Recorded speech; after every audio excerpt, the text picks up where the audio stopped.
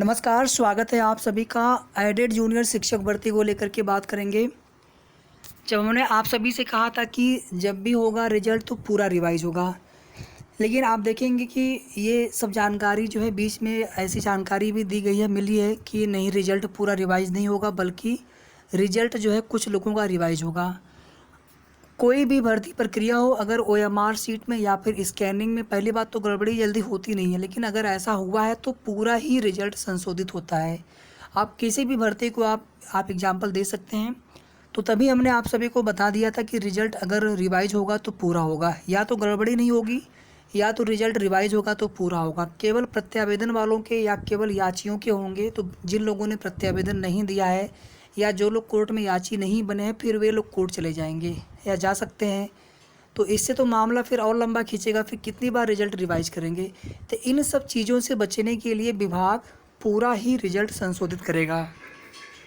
दूसरी बात देखिए, मान लीजिए जिनका रिजल्ट रिवाइज हो, सबका ना करें, अगर जिनके नंबर बढ़ेंगे उनका तो ठीक है, लेकिन मान लीजिए किसी के नंबर घट गए, सपोज दैट, तो फिर वे लोग आपत्ति करेंगे कि या तो आप सबका रिजल्ट रिवाइज करिए, क्योंकि हमारा तो मेरिट का नुकसान हो रहा है। जिनका आपने रिवाइज नहीं किया उनकी मेरिट हमसे ज़्यादा हो जाएगी कंपेरेटिवली, क्योंकि उनका तो नंबर कोई फ़र्क पड़ा नहीं।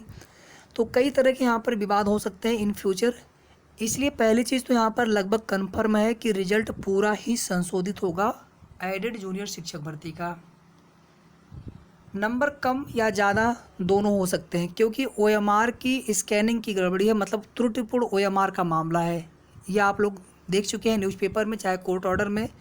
और इसके पहले जब मई की फर्स्ट वीक में सुनवाई हुई थी, तो वहाँ पर ये नहीं पता चल पाया था कि उसमें क्या करेंगे या पीएनपी क्या करेगा, पीएनपी क्या करेंगे। लेकिन वहाँ पर ये तो हो गया था, चूँकि आप देखेंगे 2 महीने का समय वहाँ पे मिला था और उसमें 6 सप्ताह का समय दिया गया था उसमें, कि आप जो भी उसमें करना है गवर्नमेंट को डिसीजन लेके वो पीएनपी को बताएंगे। उसके बाद फिर 2 सप्ताह का समय उनको और दिया गया था। तो कुल मिलाकर के 2 महीने का समय यहाँ पर हो गया था। तो 5 जुलाई की डेट लगी है दोस्तों, और 5 जुलाई जब तक मामला ये पूरी तरह से निस्तारित नहीं हो जाता, मतलब मामला जो है पूरी तरह से निस्तारित करके सरकार के द्वारा काउंटर एफिडेविट लगाया जाएगा, जवाबी हलफनामा लगाया जाएगा, और उसके बाद याची पक्ष की तरफ से रिजवाइंडर दाखिल होगा। हो सकता है कि इसी 5 जुलाई के पहले ये सब प्रक्रियाएँ पूरी हो जाए। अगर समय पर काउंटर एफिडेविट लगाया जाता है गवर्नमेंट के द्वारा, तो ये समझ लीजिए कि 5 जुलाई को मामला फाइनल हो भी सकता है। देखिए साथियों, पहली बात तो जैसे आप इस भर्ती प्रक्रिया में शामिल हो, वैसे हम भी इस भर्ती प्रक्रिया में शामिल हैं। जैसे आपकी उम्मीदें हैं वैसे हमारी उम्मीदें हैं। जैसे कोई बहुत अच्छी गुड न्यूज़ नहीं मिल पाती या कोई प्रक्रिया स्टार्ट नहीं हो रही, कोई भी आधिकारिक सूचना कहीं से नहीं मिल पा रही है, तो वैसे ही हम भी आपकी तरह परेशान हैं। लेकिन जो कुछ भी चीज़ें होती हैं आपको बताने का प्रयास करते हैं, इसलिए थोड़ा सा हमें धैर्य रखना चाहिए। हमारे पास दूसरा कोई ऑप्शन विकल्प नहीं है। परेशान होकर के हम केवल अपना नुकसान करेंगे, उससे कुछ होना नहीं है।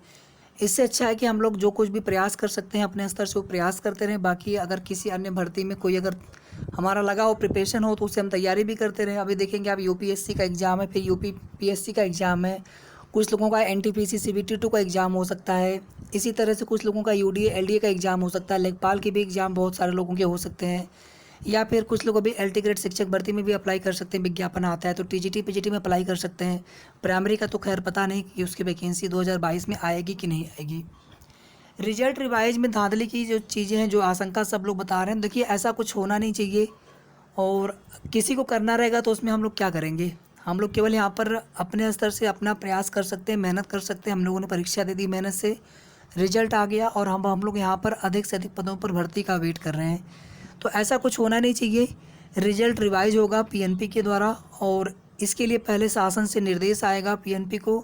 पहले पीएनपी के द्वारा रिपोर्ट शासन को भेजा गया, फिर शासन से जो निर्देश आएगा उसके बाद पीएनपी जो है संशोधित परिणाम जारी करके, उसके बाद उसकी जो भी पूरी रिपोर्ट रहेगी वो गवर्नमेंट को जाएगी। उसके बाद फिर सरकारी अधिवक्ता महोदय की तरफ से काउंटर एफिडेविट तैयार किया जाएगा, जवाबी हलफनामा, जो कि कोर्ट में प्रस्तुत होगा।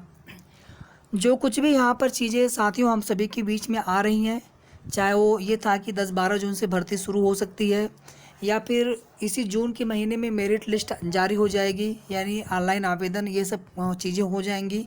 ये सभी की सभी केवल एक्सपेक्टेड है, अनुमानित है। कोई भी आधिकारिक आदेश नहीं, कोई भी आधिकारिक सूचना नहीं है केवल जो कुछ भी जानकारी जो कहीं से कुछ मिल पाती है वहाँ पर भी जो बताने वाले लोग हैं, अब उन्होंने भी किस स्तर से कहाँ से बताया होगा, ठीक है। तो एक्सपेक्टेड चीज़ें ही हर जगह बताई गई हैं।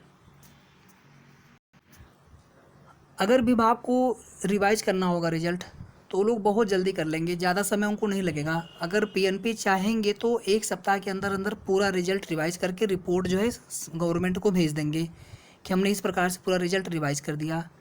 और अगर इनको देरी करना होगा तो हम लोग कुछ नहीं कर पाएंगे।